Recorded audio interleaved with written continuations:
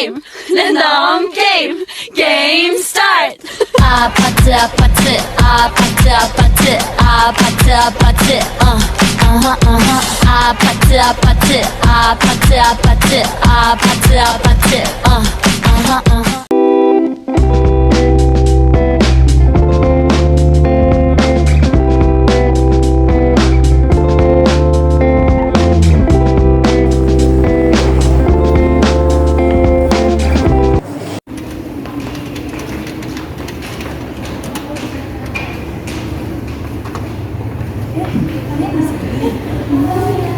Lagi apa? Lagi nyari tentang Alsha TV.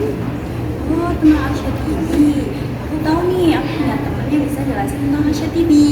Kalian mau tahu juga nggak? Oh, tahu. Ayo guys, kita cari tahu penjelasan tentang Alsha TV. Yuk, langsung saja, cheer out. Kalian pengen tahu siapa itu Alsha TV? Yuk, simak penjelasan berikut. Alsha TV merupakan seorang ulama dan pemikir Islam yang terkenal sebagai ahli usul fikih. Nama lengkapnya yaitu Abu Ishaq bin Musa bin Muhammad Al-Shafi'i. Beliau lahir di Granada, Spanyol pada tahun 720 Hijriah atau 1320 Masehi, dan beliau wafat pada tahun 790 Hijriah atau 1388 Masehi. Selain sebagai ahli usul fikih, beliau juga terkenal sebagai pencetus konsep maqasid al-syariah. Terdapat beberapa karya-karya yang telah ditulis oleh Al-Shatibi, namun hanya ada 3 yang tercetak, yaitu Al-Muwafaqah fi Ushul al-Syariah, Al-I'tisam, dan juga Al-Ifadat wa Al-Insadat. Dalam salah satu karya Al-Shatibi, yaitu Al-Muwafaqah fi Ushul al-Syariah, Al-Shatibi menekankan pentingnya memahami tujuan-tujuan hukum dalam mengaplikasikan syariat, sehingga masyarakat dapat memenuhi kebutuhannya dalam konteks apapun. Selain itu, Al-Shatibi juga menjelaskan bahwa syariat Islam ditetapkan untuk menjaga aspek fundamental kebutuhan manusia, di antaranya yaitu agama, jiwa, akal, keturunan, dan juga harta. Pemikiran Al-Shatibi ini tidak dianggap sangat relevan hingga saat ini oleh pemikir Islam untuk dijadikan rujukan dalam diskusi tentang penerapan syariah terhadap perkembangan zaman hingga saat ini yang masih relevan. Al-Shatibi merupakan tokoh yang mengemukakan konsep maqasid syariah yang bertujuan untuk melindungi kemaslahatan manusia, sehingga aktivitas ekonomi tidak jauh dari tujuan maqasid syariah sendiri. Dimulai dari produksi, konsumsi, dan distribusi, semuanya disertai dengan kemaslahatan untuk menghasilkan kebutuhan. Pemikiran ekonomi Islam yang pertama ada kemaslahatan. Kemaslahatan adalah aktivitas ekonomi yang harus membawa manfaat bagi setiap individu atau masyarakat. Al-Shatibi menekankan kemaslahatan menjadi 3 tingkatan. Yang pertama ada daruriyat, hajiyat, dan tahsiniyat. Daruriyat atau kebutuhan primer digunakan untuk menyediakan kebutuhan dasar seperti pakaian, makanan, dan tempat tinggal.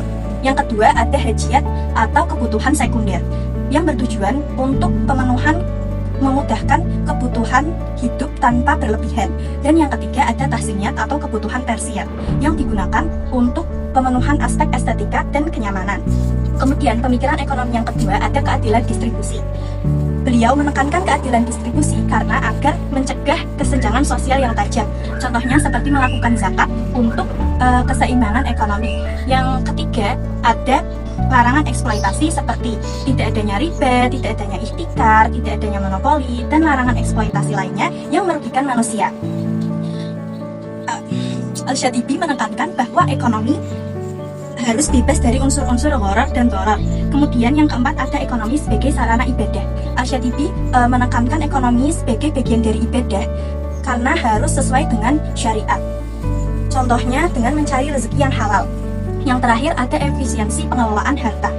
Menurut Al-Shatibi, pemborosan melanggar ketentuan dengan prinsip syariah. Semua pemikiran ekonomi ini menekankan keseimbangan material dan spiritual serta relevan dalam membangun ekonomi Islam yang adil dan maslahat. Al-Shatibi terkenal dengan teorinya tentang maqasid al-syariah atau tujuan-tujuan syariah yang dapat menjadi landasan dalam mengimplementasikan ekonomi syariah. Berikut ini adalah penjelasan implementasinya dalam konteks ekonomi. Yang pertama, ada fokus pada pemenuhan kebutuhan dasar atau daruriyat. Sistem ekonomi syariah harus memastikan distribusi kekayaan yang adil untuk memenuhi kebutuhan dasar manusia seperti makanan, pendidikan, kesehatan, dan tempat tinggal, seperti pendayagunaan zakat, infak, dan sedekah untuk memberdayakan kaum duafa dan fakir miskin. Yang kedua, prinsip maslahah atau pemanfaatan. Pengelolaan investasi yang sesuai syariah dengan menghindari sektor yang merusak moral dan lingkungan seperti riba, judi, dan barang haram. Misalnya, pengembangan usaha mikro, kecil, dan menengah untuk menciptakan lapangan kerja dan mengurangi kesenjangan ekonomi. Yang ketiga, larangan riba dan promosi keadilan dalam transaksi. Sistem perbankan syariah yang berbasis akad seperti mudharabah, musyarakah, dan murabahah. Misalnya, penyediaan pinjaman bebas riba untuk mendukung usaha produktif masyarakat.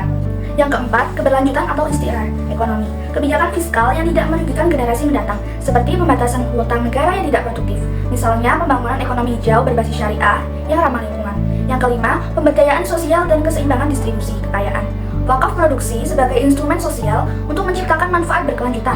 Misalnya, pembatasan monopoli dan praktek eksploitasi pasar. Yang keenam, etika dalam bisnis dan konsumsi. Menanamkan prinsip halal dan thayyib dalam produksi, distribusi, dan konsumsi, misalnya mendorong perilaku konsumsi yang tidak berlebihan atau mubazir. Jadi, pemikiran Al-Syatibi melalui Maqasid Al-Syariah menekankan bahwa ekonomi syariah tidak hanya berkaitan dengan kepatuhan hukum formal, tetapi juga harus berorientasi pada kemaslahatan umat. Implementasi ini dapat dilakukan melalui kebijakan ekonomi yang mendukung keadilan, pemberdayaan, dan keberlanjutan sesuai dengan nilai-nilai Islam.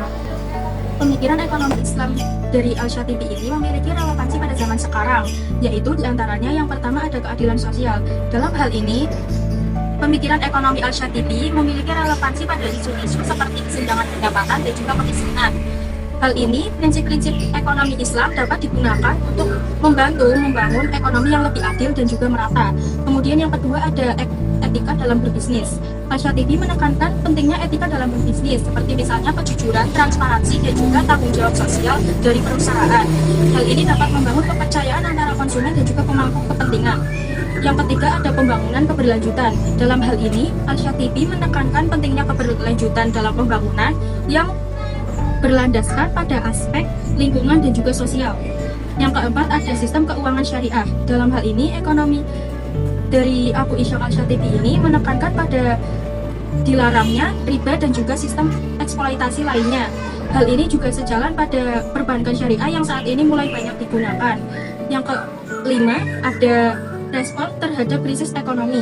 Dalam menghadapi krisis ekonomi global, Maqasid syariah dapat digunakan untuk membantu membuat kebijakan yang lebih responsif terhadap kebutuhan masyarakat, khususnya pada kelompok rentan. Selesai sudah penjelasan mengenai Al-Syatibi. Jadi itu dia penjelasan tentang Al-Syatibi. Gimana? Kalian buat juga seneng jawabannya? Nah, jadi itu dia guys tentang Al-Syatibi, yaitu ada biografi, implementasi, pemikiran, dan relevansinya. Jadi gimana nih? Adakah yang kalian mau tanyakan? Coba komen di bawah ya. Dadah!